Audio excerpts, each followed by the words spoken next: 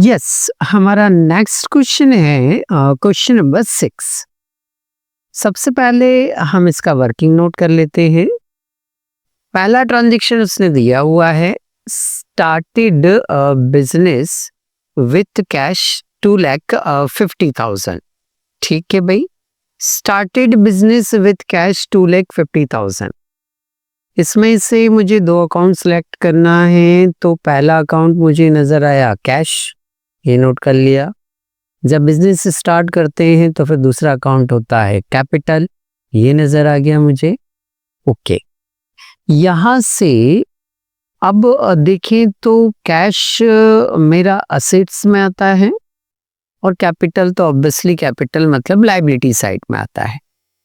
जब भी business start करेंगे, जब भी बिजनेस को हम क्या करेंगे, स्टार्ट करेंगे, तो हमारा जो कैश है वो इंक्रीज होगा और कैपिटल भी इंक्रीज होगा। ठीक है, डिपॉजिटेड इनटू द बैंक, दो अकाउंट छाटना है। डिपॉजिटेड इनटू द बैंक, पहला अकाउंट मुझे क्लियर कट यहाँ नजर आ गया कि बैंक है, ये नोट कर लिया। अच्छा, बैंक में क्या जमा करते हैं? दाल आटा चावल जमा करते हैं क्या? बोले सर कैसी बात कर रहे हो? हाँ, तो फिर क्या जमा करते हैं? बोले सर कैश ही तो जमा होता है। अच्छा, कैश जमा होता है तो फिर अगला अकाउंट हमारा क्या आ गया? कैश आ गया। ठीक है, यहाँ कैश दिख नहीं रहा है बट ठीक है, अंडरस्टूड होता है कि बैंक में जमा कैश ही होता है, इसलिए वो कैश है। ठीक है, बैंक बैलेंस मेरा असेट्स में और कैश भी काय में आता है, मेरा असेट्स में आता है। दोनों अकाउंट मेरे असेट साइड के हैं। Okay, Bought goods on credit from Ramesh, Ramesh से माल खरीदा, रमेश से माल खरीदा। ठीक है, पहला तो मुझे दिख रहा है गुड्स, गुड्स कहें तो फिर क्या हो गया आपका? स्टॉक। तो हमने यहाँ पहला तो कॉलम सेलेक्ट कर लिया स्टॉक। अब क्रेडिट में परचेज जब हम करते हैं, क्रेडिट में गुड्स को जब हम क्या करते हैं, परचेज करते हैं, तो वो क्या लाते हैं आपके क्रेडिटर। क्या कहलाते हैं? क्रेडिटर। तो रमेश बाबू जो है वो हमारे क्या कहलाएंगे? क्रेडिटर। क्रेडिटर जो होते हैं वो लायबिलिटी साइड में आते हैं, क्रेडिटर जो होते हैं वो लायबिलिटी साइड में आते हैं। और स्टॉक तो आपको पता है, स्टॉक तो आपको पता है कौन से साइड में आता है? असेट्स में। तो ठीक है, फिर इतना कर लेने के बाद हम इनके कॉलम बना लेते हैं। अभी हल नहीं कर रहे, कॉलम बनाने की बात चल रही है। तो ये कॉलम हमारा सीरियल नंबर का है, यहाँ ट्रांजैक्शंस का कॉलम है, यहाँ असेट्स का एक कॉलम लिखते हैं। ये पूरा असेट्स है ना, हेडिंग है ये। इक्वल का साइन लगाते हैं, लायबिलिटी प्लस कैपिटल, यही फार्मूला है हमारा, यही अकाउंटिंग इक्वेशन है कि assets is equal liability plus capital या assets is equal capital plus liability, एक ही बात है। ओके, अब हमें ये देखना है कि असेट्स साइड में कौन कौन से कॉलम बनाने हैं। तो असेट्स में एक तो बनाना है कैश का, तो ये कैश का कॉलम बना लिया हमने। असेट्स में एक कॉलम बनाना है बैंक का, तो ये बैंक का कॉलम बना लिया हमने।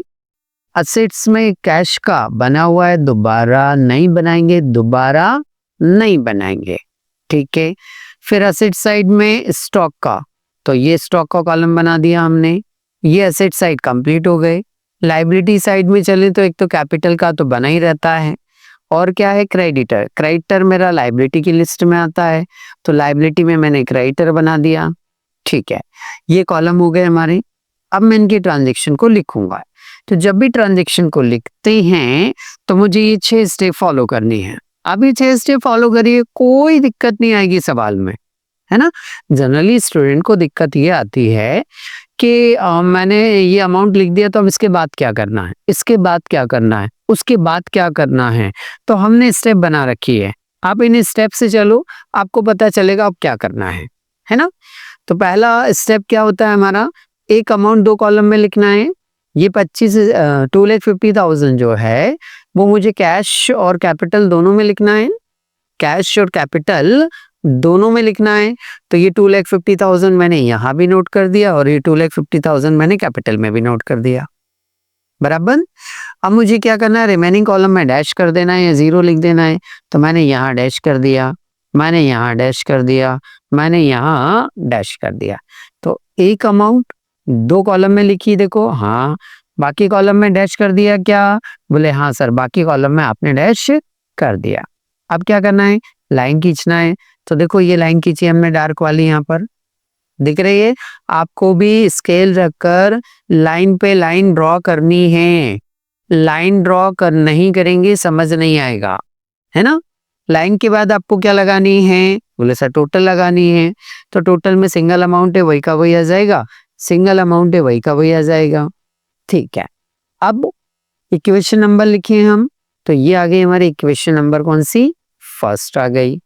ठीक है, लास्ट में चेक करें कि एसेट साइड के जितने कॉलम हैं, ये एसेट साइड के कॉलम है सारे, इनकी टोटल कुल मिलाकर कितनी हो रही है? 2,50,000।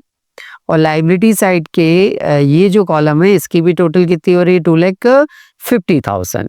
तो दोनों साइड की टोटल मेरी 2,50,000, 2,50,000।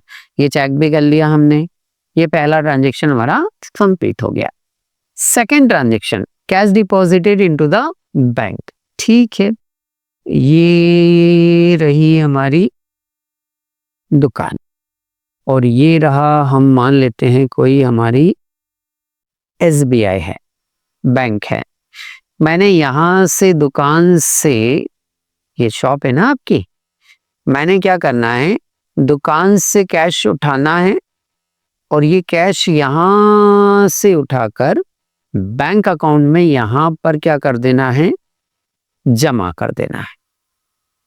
तो जल्दी से बताओ, कैश दुकान से, कैश दुकान से क्या हो रहा है? बोले कैश दुकान से कम हो रहा है। जब कैश दुकान से क्या होगा? कम होगा, तो हम कैश वाले कॉलम में से इसे क्या करेंगे? माइनस करेंगे। इसे हम कैश में से क्या करेंगे? माइनस करेंगे। तो जब दुकान से हमारा कैश क्या हो रहा है? कम हो रहा है। कम हो रहा है तो कैश में से ये क्या हो जाएगा? माइनस। तो ये माइनस कर दिया हमने। क्लियर है? तो ये हमें ध्यान रखना है। ठीक है, ठीक है, ये कंप्लीट हो गया हमारा। 2,50,000 में से 50,000 लेस करेंगे तो ये आ गया हमारा 2 लाख रुपीज। ये क्लियर है? ओके, अब नेक्स्ट, बैंक पे क्या इफेक्ट पड़ेगा? अरे सीधी सी बात है, यहां से पैसे उठाकर यदि बैंक में जमा कर रहे हैं, तो यदि ये पैसे उठाकर यदि हम बैंक में क्या कर रहे हैं? जमा कर रहे हैं, तो यहाँ पर कैश क्या हो जाए? मतलब बैंक बैलेंस जो है, वो आपका बैंक बैलेंस जो है वो क्या होगा? बोले सर बैंक में पैसा क्या होगा? बढ़ गया, इंक्रीज हो गया। जब बैंक में पैसा बढ़ गया, इंक्रीज हो गया, तो फिर हम बैंक के कॉलम में इसको क्या कर देंगे? यहाँ पर प्लस कर देंगे। ठीक है, तो हमने बैंक में इसको क्या कर दिया? प्लस कर दिया। एक अमाउंट हमने दो कॉलम में क्या कर दी? लिख दी। बाकी कॉलम में हमें क्या करना है? डैश करना है। तो हमने देखो यहाँ भी डैश कर दिया। डैश करो, जीरो लिखो, एक ही बात है। यहाँ भी डैश कर दिया हमने। क्लियर है?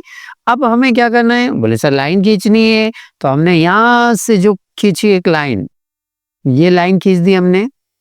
ठीक है, ये लाइन ड्रॉ कर दी हमने। लाइन ड्रॉ करने के बाद में अब हमें क्या करना है? टोटल करना है। तो करते हैं। इस 50,000 को 2,50,000 में क्या करना है? माइनस करना है। माइनस करा तो ये 2 लाख आ गया। कुछ नहीं है यहाँ पर, उसमें 50,000 प्लस करना है, तो ये 50,000 आ गया हमारा। यहाँ तो डैश का डैश ही रहेगा, यहाँ डैश का डैश, या जीरो का जीरो, एक ही बात है, कोई फर्क नहीं पड़ता है। यहाँ कुछ नहीं है तो 2,50,000 का 2,50,000 एज इट इज आ जाएगा। क्लियर है? अब मुझे इक्वेशन नंबर देना है इसको, तो ये इक्वेशन नंबर हमारी कौन सी हो जाएगी? यहाँ पर सेकंड हो जाएगी। तो ये सेकंड इक्वेशन आ गई हमारी। ठीक, लास्ट में चेक करना है। सर चेक कैसे करते हैं एक बार बताओ? अरे कुछ नहीं है, असेट साइड में जितने भी अकाउंट है उन सबकी टोटल लगा लो, और लाइबिलिटी साइड में जितने अकाउंट है उनकी टोटल लगा लो और चेक कर लो बराबर आना चाहिए। ऐसा है क्या सर? ठीक है, तो असेट्स में देखो 2,50,000, मतलब 2,50,000 2,50,000 हो रहा है। इसे और इसे क्या करा हमने? प्लस किया। प्लस किया तो 2,50,000 हो गया। ठीक है ना? और ये भी 2,50,000 है। तो दोनों तरफ हमारी जो टोटल आ रही है वो क्या आ रही है? बराबर। अरे ये 2 लाख और ये 50,000, दोनों को हमने प्लस किया कितना हुआ 2,50,000।